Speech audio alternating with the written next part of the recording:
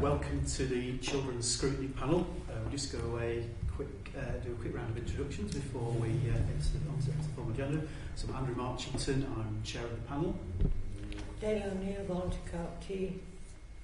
Councillor Paul White, Kirklees councillor, panel member. Paul Davis, Kirklees councillor, panel member. Andrea Woodside, governance team. Nicholas Augusta, governance team. Natalie McSheffrey, schools and settings relationship manager. Elaine McShane, service director for family support and child protection. Ian Motteshaw, senior manager, transitional safeguarding.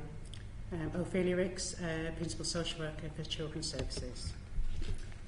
Right. Membership of the committee, I've received apologies from Amanda Pinnock, Richard Smith, Tony Bromley and Linda Summers. We identified of any of them. Right. Okay.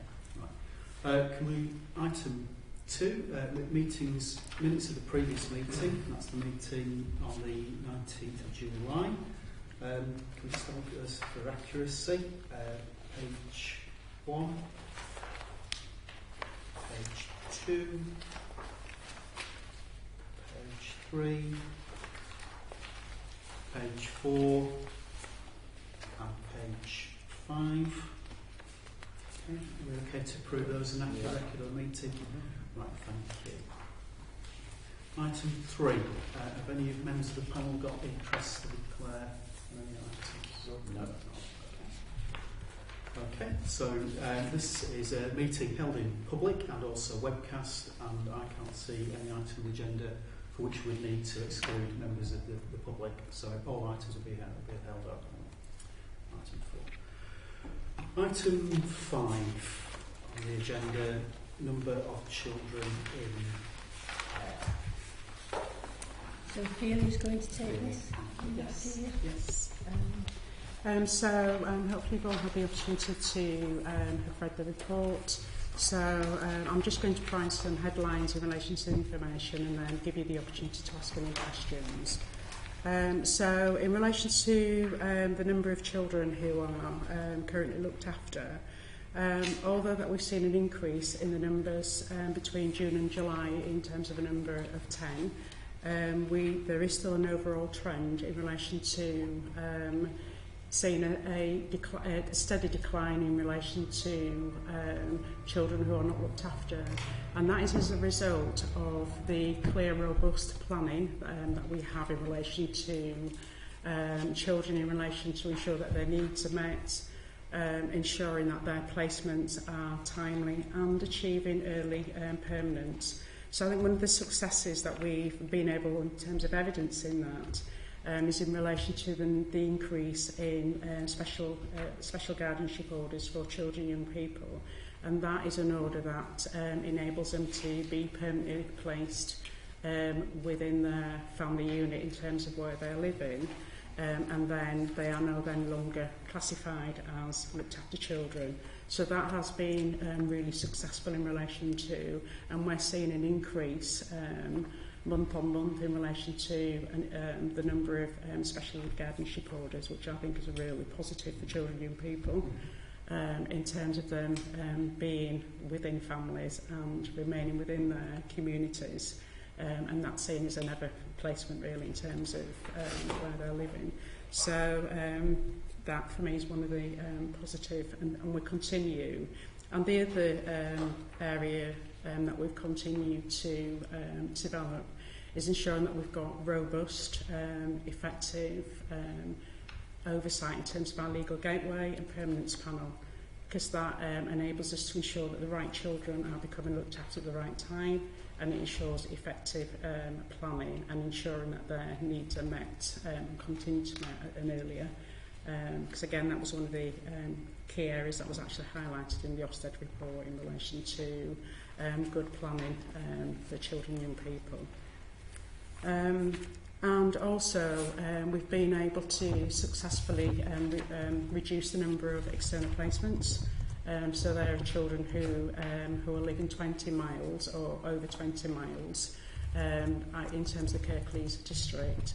And again, we've successfully returned children to their communities and or to families and or to semi-independent living where it's supported. And that's being done through consultation with key partners, through effective robust care planning meetings, and also with consultation with children and young people. So again, we've been able to continue to reduce the number of children who are placed over 20 miles of their initial community. So there were the key areas that I wanted to highlight in relation to the report, and just to give you the opportunity to ask any questions. Questions? Well, yeah, especially on guardianships, which clearly is, you know, the right way if we can get children with family. But I'd like to understand what we put in place to also safeguard the children, because clearly, you know, it could be that members of the family are not the best. You know, to be looking at. So, could you explain how that process works? Which the bit in How terms of how you decide that placement is right for the children, the safeguardings in place, that if they're with their grandparents or an auntie or whatever, how do we ensure that's the same standard that we would be applying elsewhere to foster carers, etc.? What do we do? All children who are looked after, they are subject to regular reviews. They are still required to be visited by their social worker, so the children are seen regularly. So the same safeguarding applies to all our children who are looked after. So in terms of the independent looked after reviews by the reviewing officers, so they ensure and they challenge if there's any issues or concerns around their placement. We continue to consult and liaise with schools and other settings where it, in terms of the link, so we ensure, and again it's about the child and their need, and the reduction in numbers of looked after children is done safely, and it's about ensuring that children, wherever possible, are in families, but also very mindful that if that's not possible, then we have to ensure that we've got clear, tight mechanisms to ensure that they are safe within any setting. Does that make sense? I'd just like to clarify that actually there is a viability assessment that's undertaken with family members. That starts as an initial viability, so we will do some initial checking. And that might be at the point that children are entering into care, but maybe the children are already in care. Beyond the initial viability, if we see that there's potential for a full assessment, then we'll progress that full assessment. And actually that is probably equitable to a foster carer's assessment, but not set at the same level, because there are different standards for foster care assessment.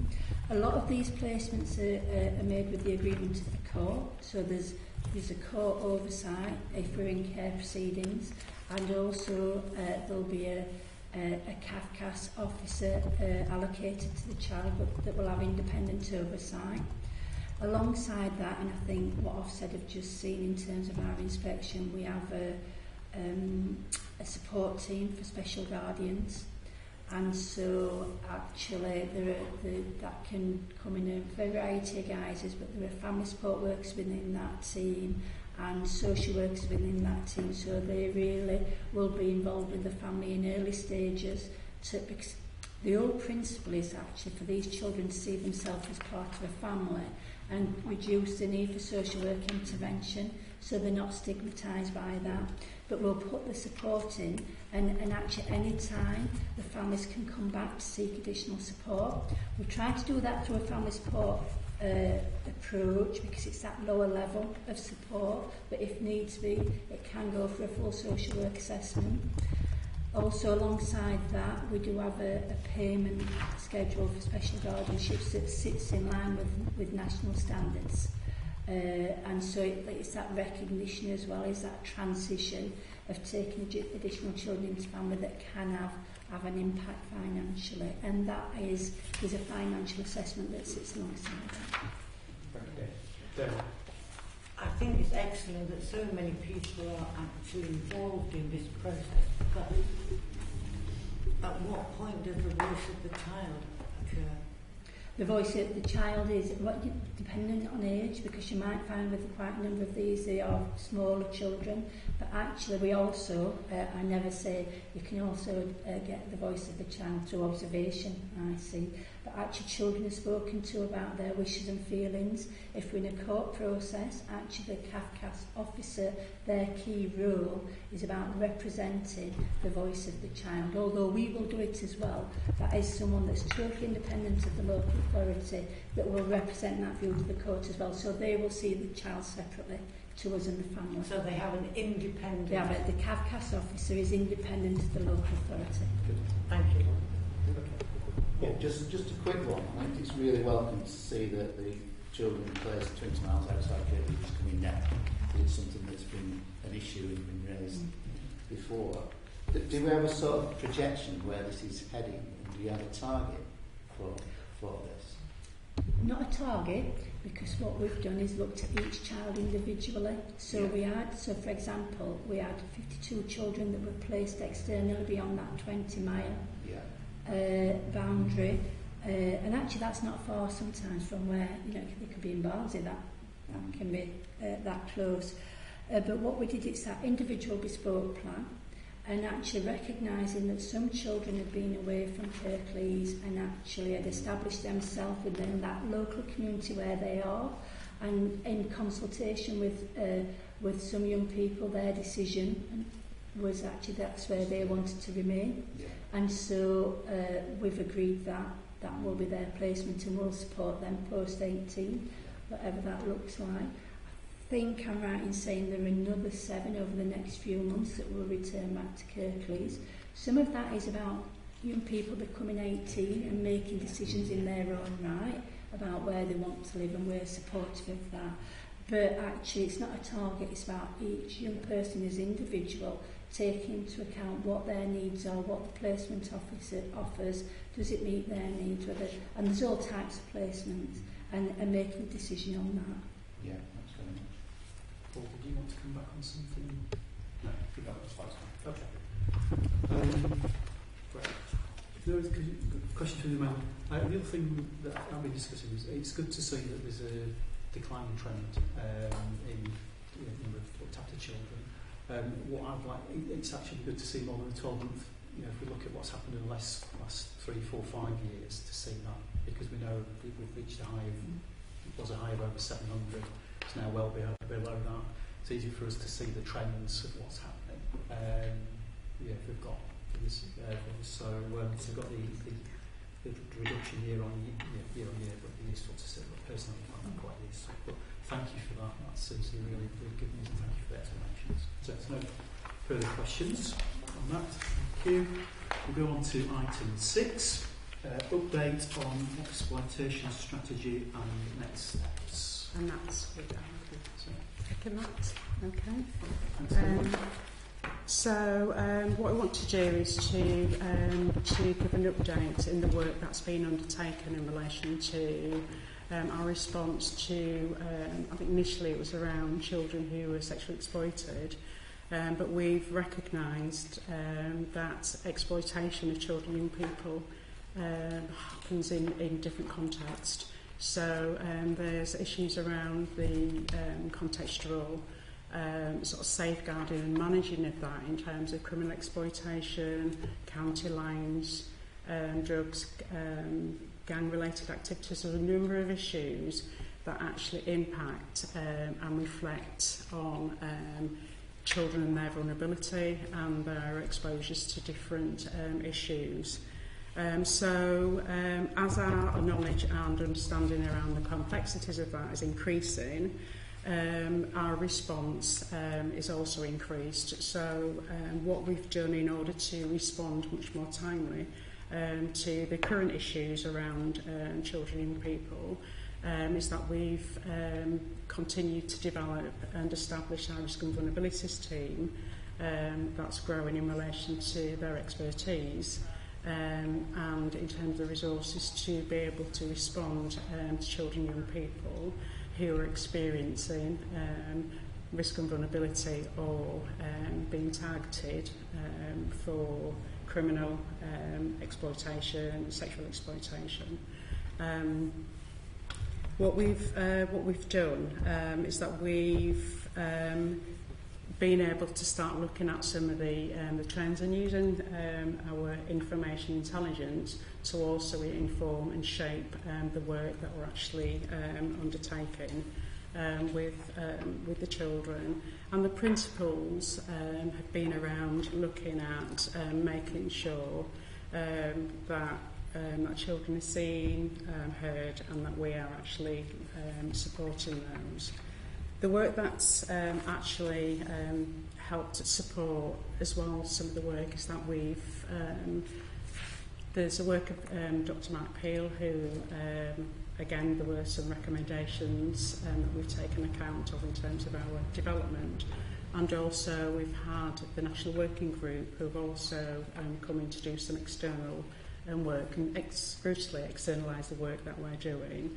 And so they found some positive things that we're doing, but they also made some recommendations for us which we've actually responded to. So our risk and vulnerabilities model is based on, in terms of the 4 Ps model, so that's looking at the prevention, preparation and protecting and pursuing. So it's highlighted in terms of different aspects within the report. So it's looking at what services do we need to put in place to support the prevention. How do we ensure that our communities, our external partners have an understanding of the issues? What do we need to do in terms of looking at that, the protection? But fundamentally, what do we need to do in terms of pursuing and looking at to secure some convictions? I think that's quite important, that how do we actually reduce the number of children who are exploited, and actually looking at how we actually respond to the perpetrators. The work that's also been informed in relation to the non-recent abuse, in terms of looking at what the findings around that and the work that we need to do differently in terms of the work.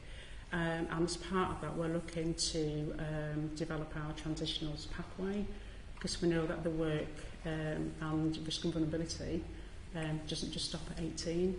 So we're looking that we need to actually extend the services up to 25. So that's some of the work that we're looking at. But we've got a clear looking at in terms of the contextual safeguarding. So we've also worked with the University of Bedfordshire in relation to how do we actually pull and look at in terms of our response to that. And I think we've got a good framework that's based on the contextual safeguarding and the wider risks in relation to that.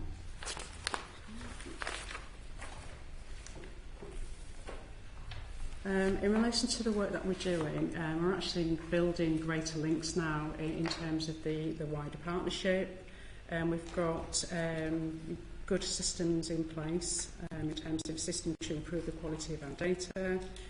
And in relation to we've just had our recent inspection, and Ofsted were complimentary of the work that we're doing, in terms of that they recognised that we have got a growing number of emerging issues and complexities within Kirklees, but the work of the multi-agency, that's a risk and vulnerabilities team, is starting to really embed and to respond in a timely manner and better coordinate the responses to children and young people. And I think it'd be just helpful in terms of some of the work, the team that you're doing in relation to, we've developed our single point of contact. We have clear, robust MACE process, which Ian can just probably give just a little bit of context around what that process is in terms of children and young people and how we respond to timeliness in relation to, Yeah, so the MACE process is designed to capture the concerns of the partnership, our other partners and the public around children and their risks of exploitation. So when we talk about the exploitation, we're talking about the sexual exploitation, the criminal exploitation, and actually the gang affiliation and other sort of facets that feel with that. So those referrals all come through one single point. They are reviewed as you would expect through the social care front door. So any immediacy or necessary interventions will follow its normal path. So that's what I'm talking about. If something was a child in need or to child protection, it doesn't derail that, but it actually sends a notification to the MACE process itself. At that point, it is scrutinised, it is looked at through a multi-agency lens. So we bring in additional partners to look at the circumstances, to share their information around the circumstances, and actually effectively give challenging questions around where we're at with it.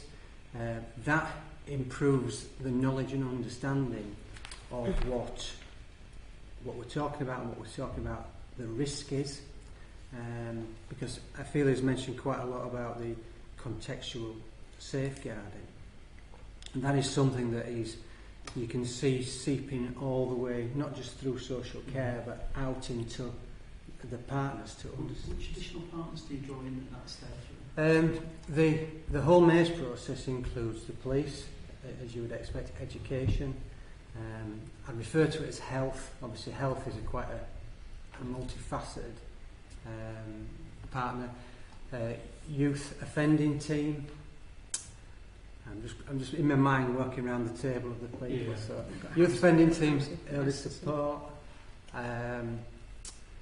careers, the C2K. It's quite a healthy mix of partners. Sorry, I've lost track of where I was now. So that contextual safeguarding is so important, because that really puts in perspective an understanding of what the risks are, and the more we learn, the more we understand, the more we take from the past experiences, really teaches us how many small factors can be out there that could render a person vulnerable. And what we're capturing is not, we've always felt comfortable that we're capturing now the children who are involved in being subject to exploitation, but it's about those who are at risk, those who are actually susceptible. So we know that's working better because the numbers of people who are being referred in is increasing. But the people who are being referred in are the people who our partners are foreseeing that actually if there isn't intervention going to be taking place, then their vulnerabilities may lead them to being abused. So it's very... I try to make that distinction between those that are a victim of exploitation and those who are at risk. And this is really about finding people at risk, and the better we get at it, the lower the risk, but the earlier we find them. So increasing referrals, but has this been happening long enough for us to look at better outcomes there? I think that the better outcomes would be probably a little bit early to give you anything of absolute certainty. But what probably I can probably allude to is the increase in referrals, the increase in the number comes from the majority of what you would term as lower risk. So we're getting there earlier. Yeah. And that's probably at the point where I could say I think I'd be a little bit jumping the gun if I said that's outcomes. So at some stage we'd want to be looking at veterans, so a reduction in the amount of harm that's done, the exploitation of children over. But in a way, the increase in numbers is a positive indicator that people are recognising it early. And I suppose in terms of just looking at, just following on in relation to, just in terms of the next steps, is that we're looking to introduce a trauma-informed response, because we know that trauma-informed response. And that's based on, we know that children experience trauma through exploitation, so it's about how we better respond to that, and that responses are not re-traumatising children and young people. So we're looking to secure some funding so that we can actually start developing that area of work. I've also said that we're also looking at developing the transitional pathway, so extending our services up to 25, which is really key. And then we're also looking to strengthening the risk and vulnerabilities team in looking at in terms of the wider youth practice model. So again, in terms of looking at having much more outreach workers, working within the communities, engaging sooner with children and young people. So it's that earlier intervention. So just following on from the stuff that Ian's shared in relation to, because I think there's some of the areas that we've identified that we need to strengthen. So there have been some examples of children and young people being able to share their experiences earlier. So we want to really develop and extend that model going forward. Right, thank you for the presentation. I'm sure we've got lots of questions. I'll start with Dale this time. I just have one question.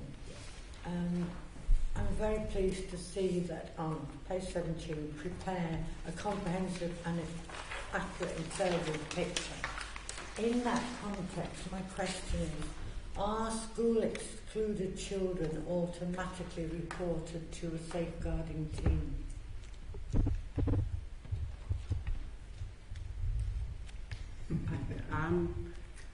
In terms of the education services, if they were known to children's social work services, we would become aware.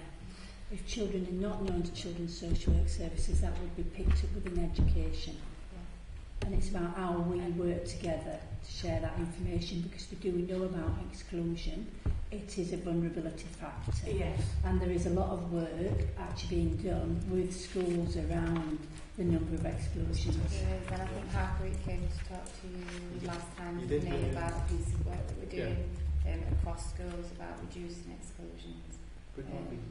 Good to know vulnerability. It's the automatically that I am concerned to see in place. So I would say that for children under children's social work services, we'd become aware of that. Social workers would pick up that and we'd be working with schools. Where they're known to family support, part of the early support, then that would be picked up there. Some children are not known to any services additional to school.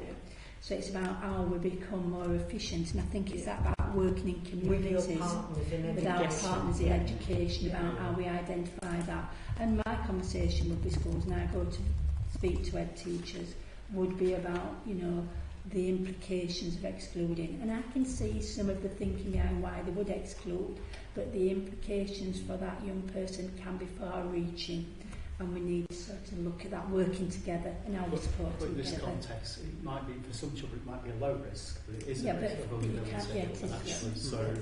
But the same point also applies to children who are, and again, this may be a small number, but to children who are at some point or other electively home educated when they have been previously on a school roll. That would seem to me to also be a risk factor. We've discussed that at the exploitation. We have a exploitation strategy working group that looks at those indicating those factors. So as part of the work that we need to do going forward is to actually address how do we ensure that all children and young people, particularly around electively school, and we know there were some previous safeguarding concerns, that we're ensuring that they are not being exploited. So that work is identified and highlighted as an area that we need to strengthen and develop in terms of ensuring that we've got a much more timely and effective response. And also we are looking at children who are, again it's about the children who are excluded, but also the children who are absent, who are on a school roll. They are not excluded, but they have periods where they're not actually where they need to be at any given time. So we're also looking at how then do we actually better respond by improving our our partnership working, and that we've got a better understanding, and that we are actually responding much more timely and effectively to their needs. And this will be very positive because it strikes chimes with the early intervention policy. You know, the sooner you can identify these risks, the sooner you can mitigate them. If I could just sort of mention and this is an evolving document, almost a library of factors, which has increased over the time that I've been involved. But we talk about accommodation, we talk about peer groups, we talk about home life, and we talk about change. So all these factors, and there's many more that you actually pick up and look at and identify whether they're a positive or a negative in terms of what makes them at risk and vulnerable. So if you're moving from a school to another school, or if you're moving out of education through exclusion, those will be changes that certainly, if you're aware of them, you will certainly identify them as a real indicator that there's something that needs to be looked at. Because when we talk about people who are at risk, it isn't a lifelong thing that they're at risk. It's about the moment, and it's about capturing that moment. People can have a very, very steady life and hardly be at risk, but there could be a moment in their time, and it's about finding that. So changes is a massive thing there. Paul? It's following the early intervention theme, really. I was going to raise exclusions. You've done that already, so that's fine. But you mentioned about you're looking at services that are needed to enhance what you do. So I'm really interested to know what sort of services do we need to really ensure we get that early intervention, because I absolutely agree that is key to us really making an impact on this issue. One of the findings, or one of the areas that we've identified, and it's particularly in terms of our 18 and 19-year-olds, in relation to once they've disclosed and they've shared their experiences, it's about the opportunity to access counselling in relation to, because we're finding that's quite a challenge really in terms of finding appropriate counselling services to meet the needs. But we're currently working with a funded organisation who, which is really, it's been quite successful really in relation to that they've been able to offer our survivors that level of intervention and support that they need. They also have access to immediate counselling. So what we'd want to do is to look at how we can develop more services to ensure that we're actually enabling that immediate response.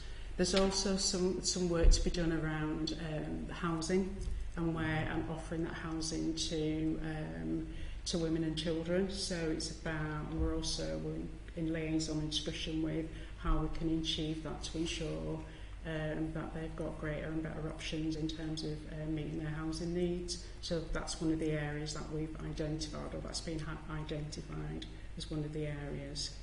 And mental health services. I would just say in terms of that really early understanding, it's about working with our communities, because actually they're the eyes and ears of everything that happens around. And I think, you know, in terms of our Children's Safeguarding Partnership, working with the Communities Board, in terms of the safe spaces as well that are out in our communities, because we know, and you can see in different areas there are locations that are more made people, anybody, and we're not just talking about children, so it's about that creating safe spaces as well, and working with communities to understand what it is, because they're all very different. Kirklees is a very diverse area, and so there are different communities with will have a different view on what the risks are. So it's about working with the communities and understanding and actually taking some of what they see of the vulnerabilities of children and adults within their areas. Like you said, certainly I would agree with you, and I think, you know, what a gap that we've got are those safe places. You know, if we think of Sure Start and various other initiatives that we haven't got anymore. So I'd be really interested to see, you know, if there are recommendations or initiatives on that as well, because for me, that's absolutely key, particularly as we know youth services have really, largely disappeared. So again, linking into things like youth provision, whatever those would be. And I think the term safe spaces should be written through everything to create that ability for people to be open and start talking to us. So anyway. We've got a report coming back on the 8th of November about early support, educare stuff. So some of that overlaps, I think, and looking at what the early, particularly early intervention. Although some of the conversations with the Director of Children's Services about reshaping the youth provision, some of the things that Phil has been talking about, return to detached youth work resource that's been we've lost, and actually that having an impact as well. So that we could, within this context and within the context of the early intervention prevention, we ought to be able to look at how the impact of that, and again supporting additional resources in that area. Okay. Right. Paul, just one paragraph 211, talking about clear transition pathways and providing seamless service for young people that is now going to go to at least 25. I mean, I really welcome this because I think, we know that young adults, they're most vulnerable when they're young, and they can sort of almost sometimes fall off a bit of a cliff from children's services into adult services, or no service coming from adult, the adult there. So I think that this should be hugely important going forward. The question really is, I think we need to keep a close eye on the impact of this and the outcomes to see whether this service is doing the right thing, whether it actually is achieving what it's setting out to aim. So it's something that I'd like to keep a really close eye on. And I think, personally, I think this group as well, more in children's services, but there's a strong connection, isn't there, in terms of the children's scrutiny plan. Children in the wider context. But in the wider context, it's so important. And I think you're right, because actually, if you think in terms of your young person that's 17, 364 days under one set of legislation, which is the Children's Act, and even in police legislation around child sexual exploitation, child criminal exploitation under that actually the next day they are 18, so another day is added, the legislation changes, and actually their vulnerability doesn't. So it's how we work with our adult colleagues as well in terms of the Care Act and how that vulnerability and how we share our expertise, actually I think a little bit earlier as well, how they would apply some of the Care Act to our children at 17, but we do some transition planning. So that covers a number of issues, that transition from one phase of life to another, one phase of care to another phase of thing. You need to, there's learning in all areas, isn't there? And it's particularly that, and that 18 boundary, that the danger of losing a lot of learning and support. And there is a shift around that. I talked about MACE at the beginning, and fundamentally it's about talking about the children, but we have and we welcome those conversations to talk about those children that are no longer that are going through that transition. It's harder sometimes to find the work for them, but that doesn't mean we don't try. You're talking about the context, and sometimes the context is there's younger, young adult might have younger siblings, parents themselves, and all that sort of thing. So it is about the context. And I spoke about change, and that's a big change. Is that birthday? So many things can happen when you become 18. So. Any other questions about that? So, really good, thank you for the presentation. I've got a number of, I don't want to prolong the discussion, but I'm going to, if I give you some questions, it's detail, which your panel might benefit from when this comes back again on myself. So, just on page 18, paragraph 1.6, talks about additional risk of organised violent crime. Be interesting to know exactly what is happening, numbers and types of crime. We touched on county lines and stuff. For some of our understanding of what's going on, because then that's impacts on community safety in the community. Page 17, 1.8, Yeah, you talked about the risk and vulnerability. Got a better understanding of children's risk and vulnerability. I'd like a bit more, not for now, but detail about what is that better understanding of those risks and those vulnerabilities. We don't need to, the question I have is how have we got a better understanding? And we've heard some of what you said today, but page 18, 2.3. You've got better links with local communities and organisations.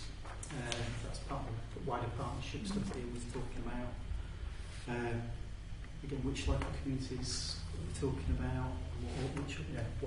What and where, the geography and the organisations, I just think will be interesting.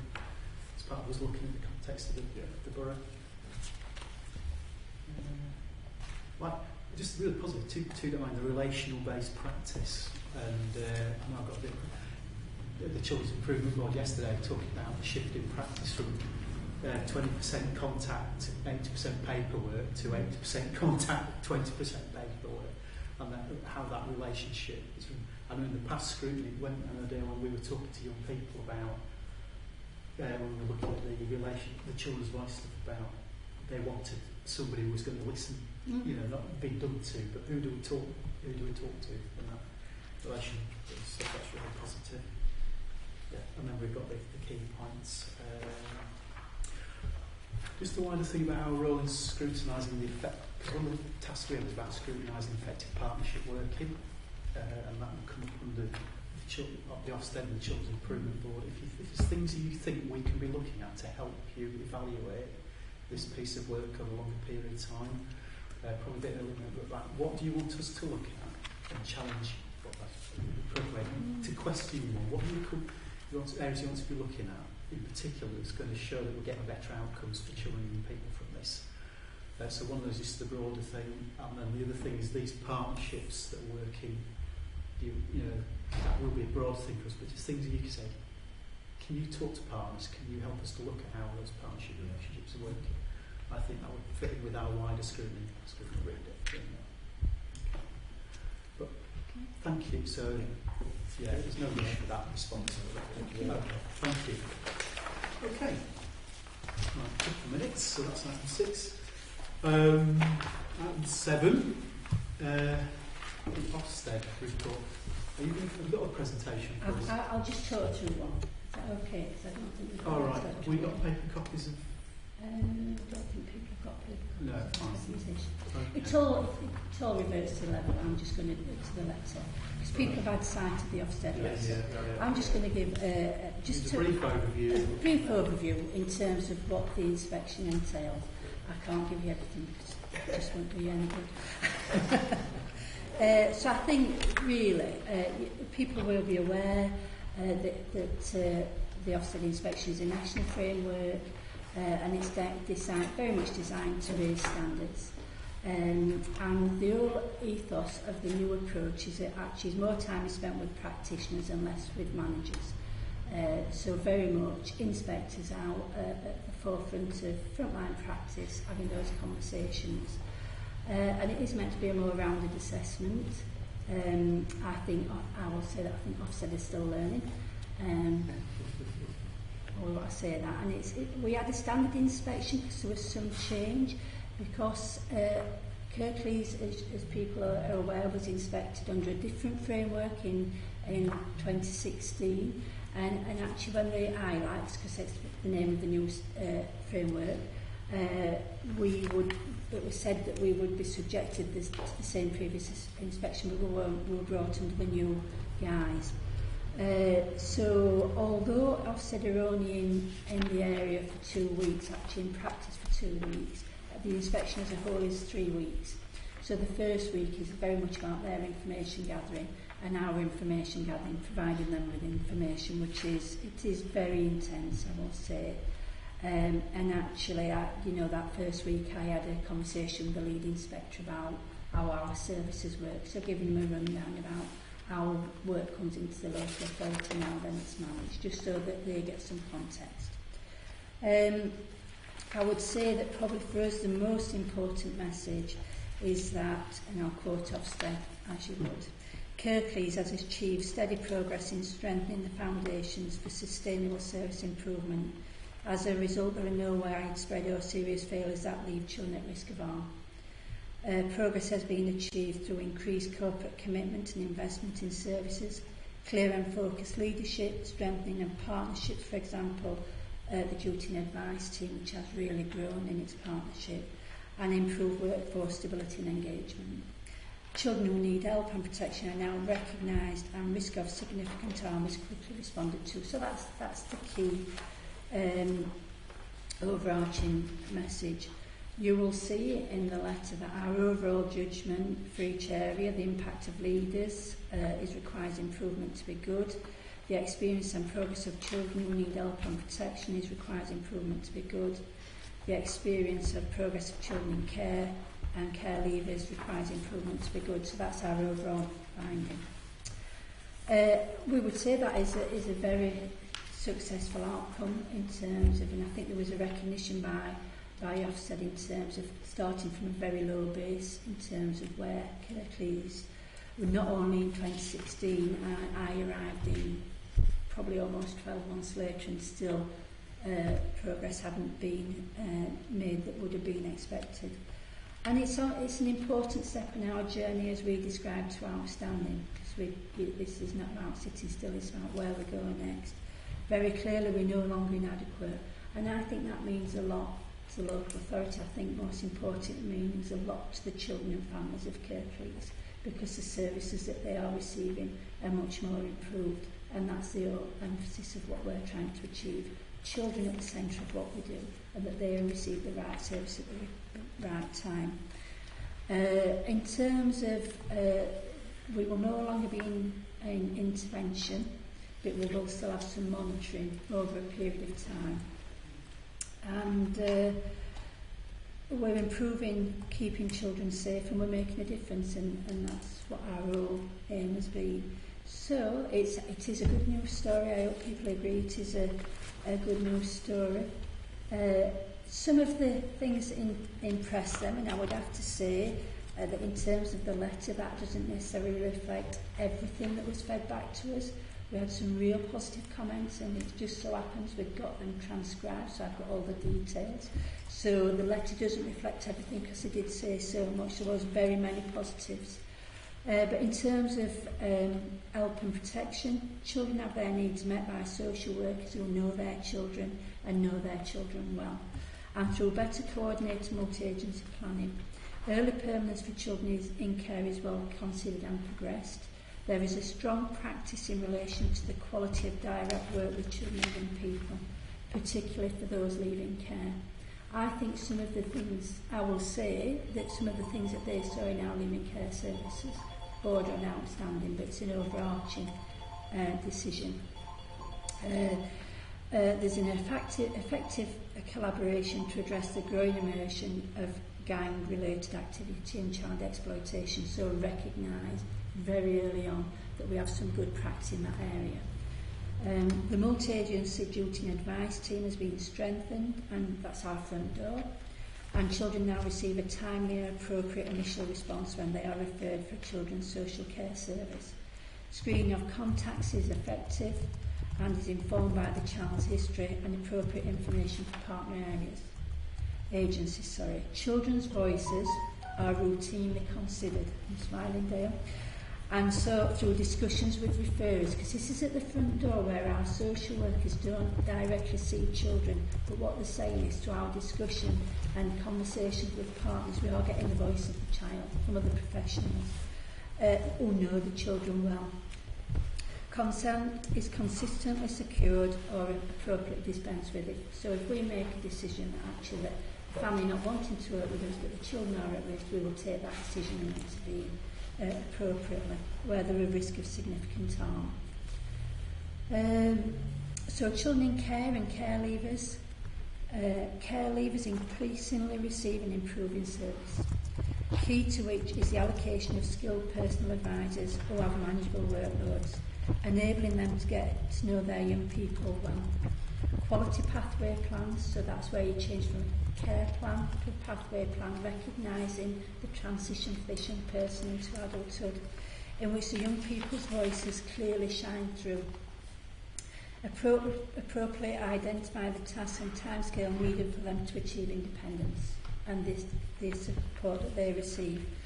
Some of the things that didn't appear in the letter was the quality of support our care leavers who are pregnant or are actually the support to employment, very positive. The local authorities in touch with the vast majority of care leavers. Actually, I think there are only 2 young people that we're not in touch with, and that's at their discretion. And still we have an open door, but they're saying, no, thank you, not at the moment, but they know they can come back to us. So we have to take into account, because they're older, their views. The number 11 service provides a high-quality resource for care leavers to use as a drop-in when they need advice and support. There is an appropriate focus on helping young people to prepare for independence through the provision of support and training, and to build resilience, for example, through budgeting, which seems small, but actually if you can get your budgeting right, a lot follows. A dedicated careers officer adds significant value to the service by offering young people the opportunity to enter the world of work at their own pace and according to their own preferences. This means that many care leavers are in education, employment and training, and we're seeing a real positive move forward on that and an increase in that.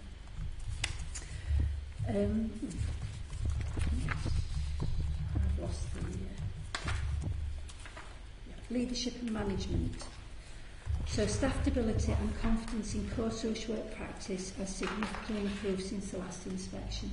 A key strength is the quality of direct work and relationship between social workers, personal advisors and their children, underpinned by the local authorities' restorative practice model.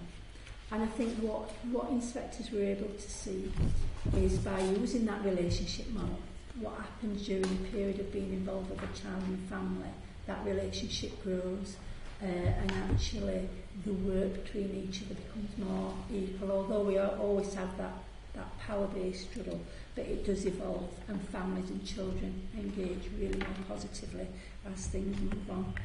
Senior managers have successfully recruited and retained social workers, resulting in a significant reduction in the dependency of agency staff. Despite the recruitment challenges regionally and nationally, we do stand up very well in that. This had been a significant issue at the last inspection. This improving stability alongside the decision not to use agency staff has reduced the number of changes in social workers that children experience. This is helping social workers build durable relationships with children and families. I think this is lovely. Kirklees nurtures and develops its new social work staff. And I think I'd say we go beyond that, because we're actually applying that to workers, because what we're looking at is our retention. You know, what support do we need to put in place to ensure that actually people remain with us. One of the things actually that's not described in there that I have got a note of is one of the inspectors described some of our social work practices, beautiful social work, what they read and saw and had the discussions with social workers about beautiful social work. I wouldn't expect to see that in the officer letter, because it is probably more so that's to do with children's voice? To do with the voice, the way that they'd engage children, the direct work, the methods and models that we use to really think and being creative about, because it's not just about bringing sit alongside a young person. Because if you work with a lot of 14 and 15-year-olds who don't communicate well, it's being creative about how you engage them. So main areas for development, and I think these were no surprises for us really. The quality of recording, assessment and child protection investigations so that children receive help at the earliest opportunity. The quality of written child in need child protection and care plans so that they are time bound with clear and meaningful contingency plans. And again, I think what they saw is that early stages of work that wasn't necessarily in place, but as the case progressed, and actually we work with the families, because what is key is how you engage the family, what is their view on the work that needs to undertake. It's that bit about not applying what we think, is that how the plans develop and evolve and become actually something meaningful to the family. The response to disabled children, children in private fostering arrangements and children at risk from professionals where allegations have been made. A very small number of children, actually some, in fact we've addressed a number of the areas that were discussed. Management oversight across the service to improve performance and quality assurance. Regular supervision of social workers that is reflective, directive and alongside the work of independent reviewing offers challenges poor practice. I think what the inspector, I know what the inspector said here, that actually the quality of support that our social workers receive is not necessarily recorded in their supervision records or on our electronic records, and that's where we need to get better. So they could say your social workers are really supportive well, they describe being supportive well, but it's the recording that we need to really get better at.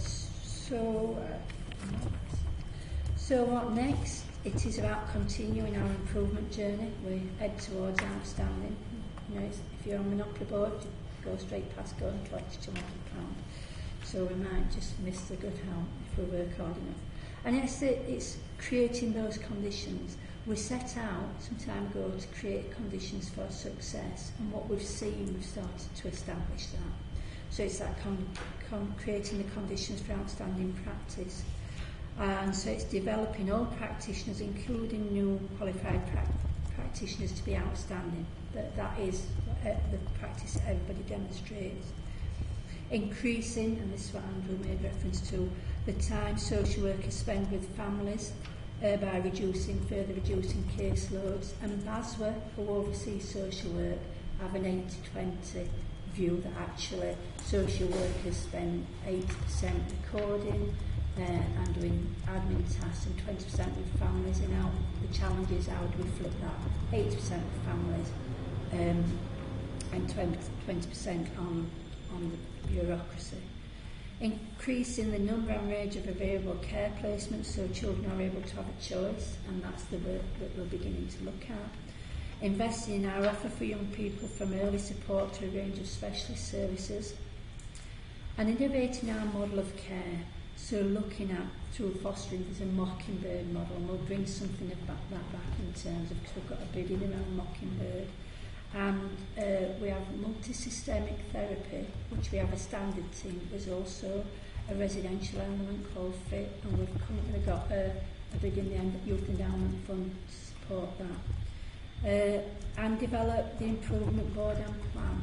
And so what we've talked about, yes, in the improvement board, a lot of emphasis has been on children's social work, but I would broaden that out to children's services as a whole.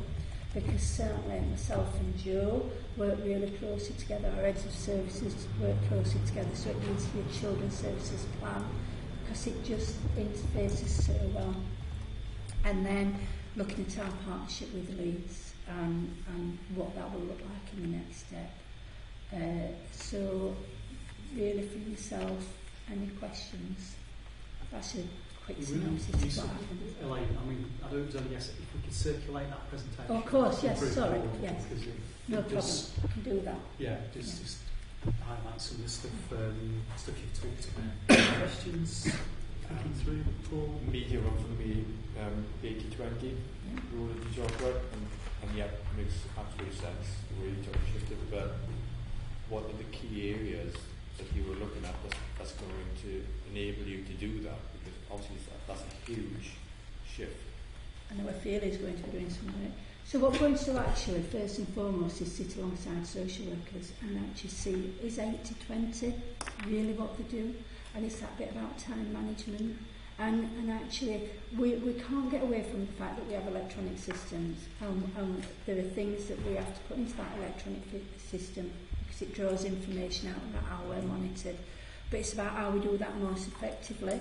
So Ophelia will be working with the social work practitioners to get some sense of what is the balance between direct work and actually what is on the electronic system, what time does that take. I'm working with the Liquid Logic service, which is our electronic system, to look at how well that is working for us. We've had it in place almost 12 months. September, it will have been in place 12 months. And actually, is it working to us for best effect? Or based on some of what social workers saying, are the things that we can do differently? So take some plunks out of the system, so to speak, to make that work more easily and more efficient, so they're not spending the amount of time there that we think they are. But we've got to have 2 evidence bases to inform that. Do you have a feeling what's feasible in the next 12 months in terms of shifting that balance? Maybe not getting to 80-20, but what's your feeling at this moment? I think we will shift some of that. I think as well, like anything else, each social worker is an individual. It's like working with a family. Some people are very adept on actually electronic systems and can go in, do what they need to do and come out quite quickly. I'm all over it as the head of service, but actually some are not. So actually what I'm looking at as well is, do we need more training? And it's just different experience for people, isn't it? And actually, if you look at our newly qualified social workers, I will say, because part of those being on the qualifications, they're using electronic type systems all the time. That's the bit. And that's the key. And it's making sure that everybody has equal opportunity to learn how to use the system to best effect for those. And some will need, I think, some classroom training.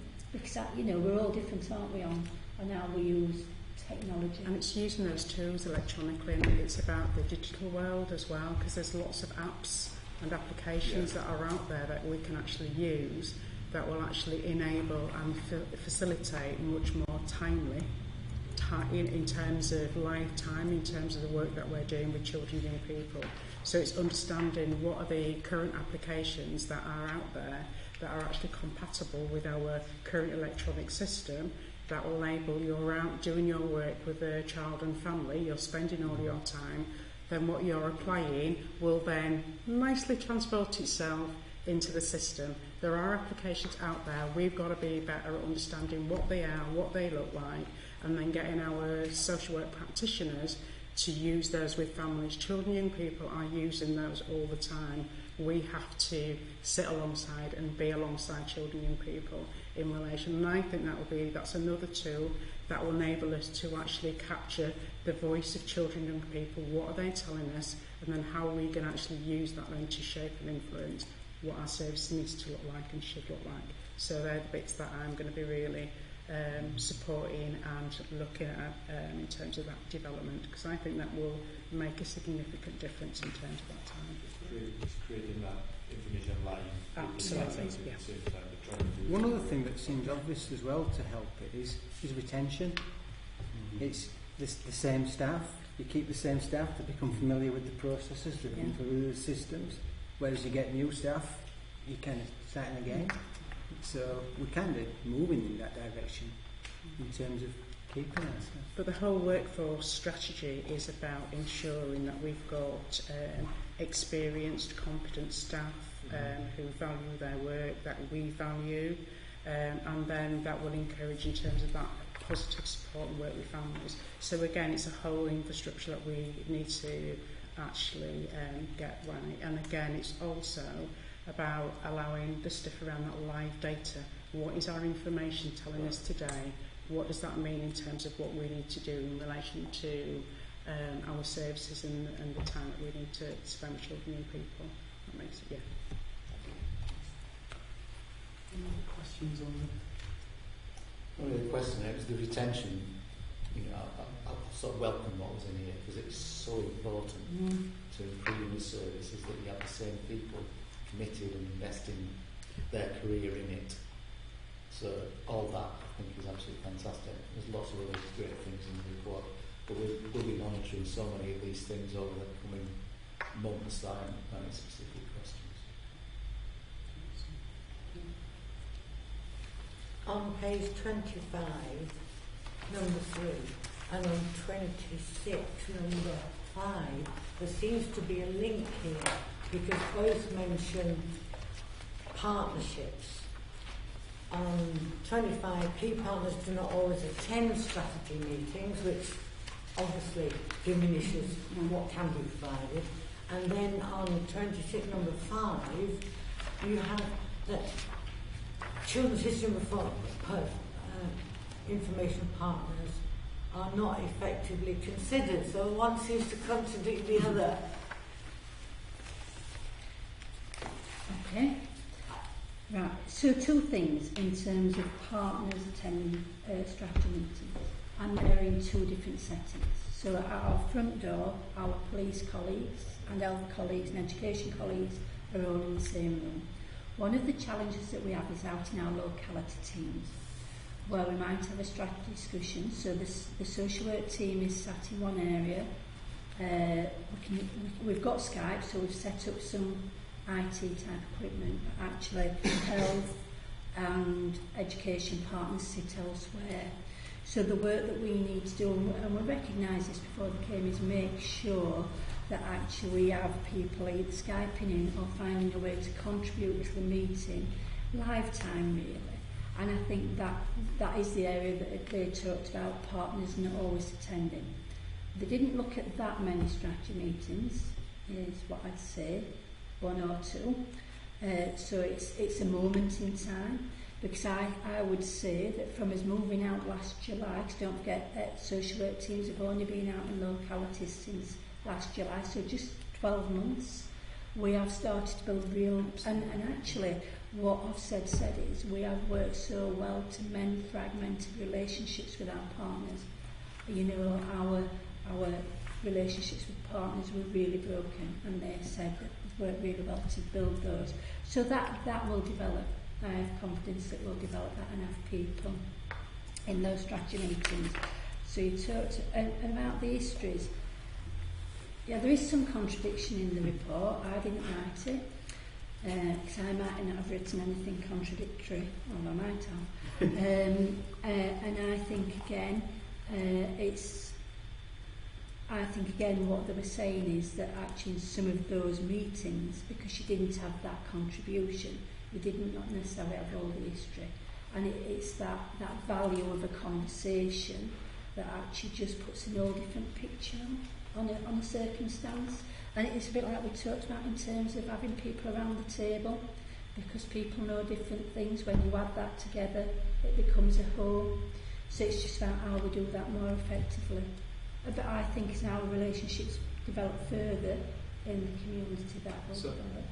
Partnerships has come up in a number of conversations over time. It's one of our roles. Actually, I think one of the things we can do is actually help looking at how those partnerships, in the wider sense, is working. I think there's a bit of work to be done. If the panel's happy for me to do some work with Elaine and Mel and see what is it, how can we help with that particular part of the reason that it's stuck out to me was because I know how much work has gone into working with partnerships, so that's why I wanted to ask you about that apparent contradiction. Yeah, and I think it's about the right people being at the right meeting. And it is, and nobody wants to go to a meeting where. No, and actually there's a willingness, and I think there's a willingness, and it's just sometimes in terms of meetings that take place, the timing of it, and where people are, because so we can do some work on that. Part of the outcome on the agenda plan from Ofsted is looking at those effective partnership relationships, and that will link in again with what we talked about in exploitation strategy. So we'll try not to duplicate work for ourselves or for yourself. When I was reading through the book, you will see that I have done this. I've been giving stars to certain areas. I thought it was as important to count the bouquets as well as the brickbats. And I have given a lot of stars. But there was one thing that's got one big star which really concerns me, and that's on page 33, number 45. It's about auditing. However, there is insufficient focus on children's experiences, and this leads to inflated judgments about the quality of social work practice across the service. And underneath that, something that really disturbed me even more was that not all managers share a common understanding of what good practice looks like. Now, I remember 3 years ago, the big discussion was, what does good look like? And we have the discussions, I will say, about the auditing, a very big difference of opinion in terms of the view of Ofsted, in my view, in terms of the overall auditing process, where we were and where we are, and the fact that we do undertake audits on a regular basis, on a monthly basis, probably more than 100 plus case file audits take place, which does not necessarily take place in every local authority. I think the other thing that what we discussed as well is that the audits are very much about learning. So we do two types of audits. We do an interactive audits with practitioners. We also do what we call a practice audit. I identified that before, and Ofsted did not like that, but actually that is what we do. But the other thing we were doing as well was measuring our work against what Ofsted describe as good, and I think that's not been helpful to our team managers. I think we have made progress. I think we are more consistent. So what we're going back to is a different approach. We're really looking at our audit process and sort of working out how we can make it more helpful for learning. Because the audits have very much been around, and again, in terms of just the reference, in relation to not taking account of the child's journey, I think the way that we've framed it, it's looked at, have they had a visit, what we're doing now, we're improving and looking at those conversations around, but what does that actually mean for the child, what does that look like? So I oversee the audit programme and process, and I've seen an improvement in the quality and the overarching analysis of what we're finding, what does that actually mean for the child, and we'll continue to do that and continue to work with our managers to improve looking at and linking that back into the voice of the child, because that again links to, because we've got a voice of the child improvement plan, and that has actually supported the development of the direct work, and we'll continue to implement that in terms of ensuring that also the principles of that are actually within the audit programme,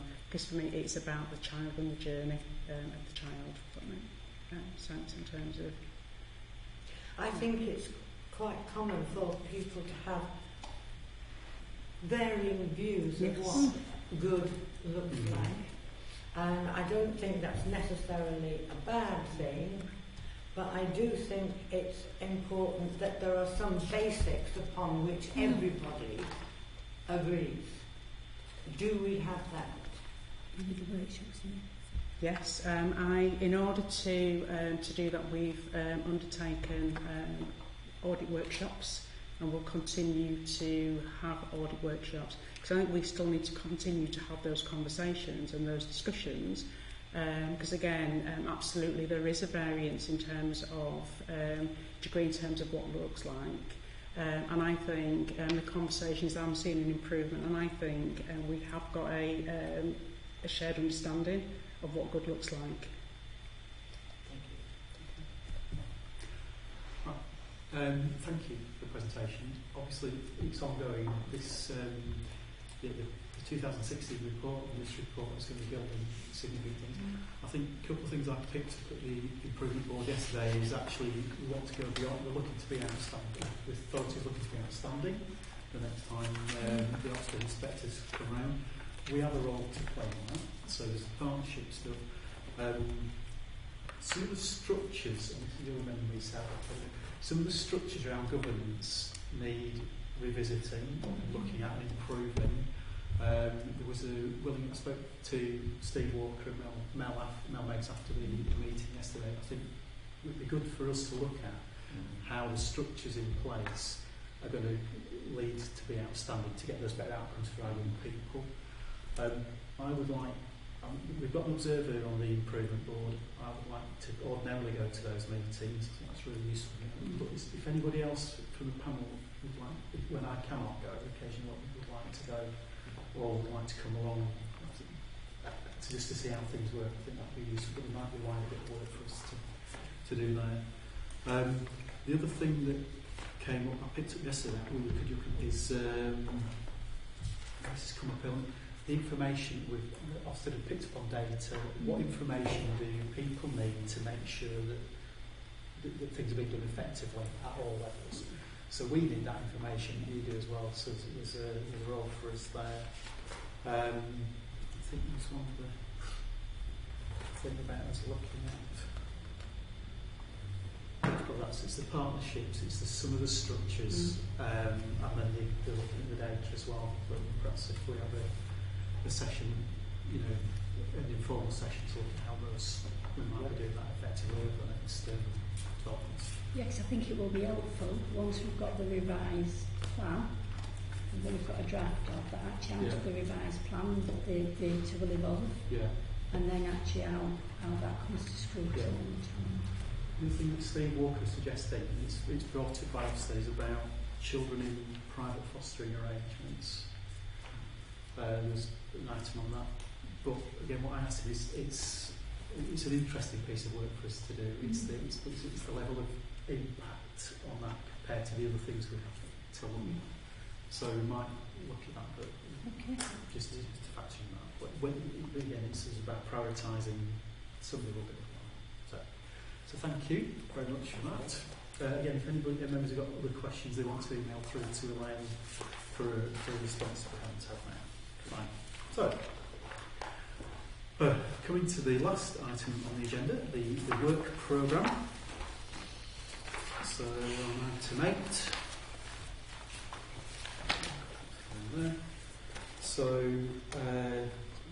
we've got at our September meeting the feedback on special educational needs. We've had the exploitation strategy today. I think it was a bit of for future thing, just the time of when things come back, and again, not updates, but let's have a look at some focus pieces of work on the things we've highlighted today. The Safeguarding Children's Board, again, a brief chat with Sheila Locke yesterday about that, again, partnership working keeps coming through, so that's at our September meeting. The Early Support Partnership Educare, we've got that coming back on the 8th of November. I feel that we've talked again about, so I think the questions, Billy, to answer your question you raised, Paul, about we can talk about that as well. Elective home education, I've got a couple of meetings, that little group that was meeting to look at that, we've got meetings in the diary just to tidy that up. There's a couple of meetings before the final report comes back to, and that's based on some people, evidence gathering that we should have been doing, we haven't done, so we're going to do that. Ofsted inspection report, looked at today. So if we could circulate the presentation would be useful, because that's got the things that you're going to be focusing on. I think we'll schedule, again, when we've done the work about when it's coming back, and it's going to be some longer term. Obviously, this is a lot, when are we expecting the next one? 3 years? Oh, we've got a few years, but we'll have October, we'll have what is our annual conversation, so we've got and we'll have some monitoring visits in between, so there'll be things that come along. Item 7, we've discussed at the last meeting, the CAMS. There's one or two things we have not scheduled for coming back, but we'll pick those up. So that, right, so I think we're okay for, okay. So, thank you very much, everybody. Not got the date to the next meeting, but we have got the date to the next meeting. 23rd of September. See everybody then. Thank you for your attendance. Thank you.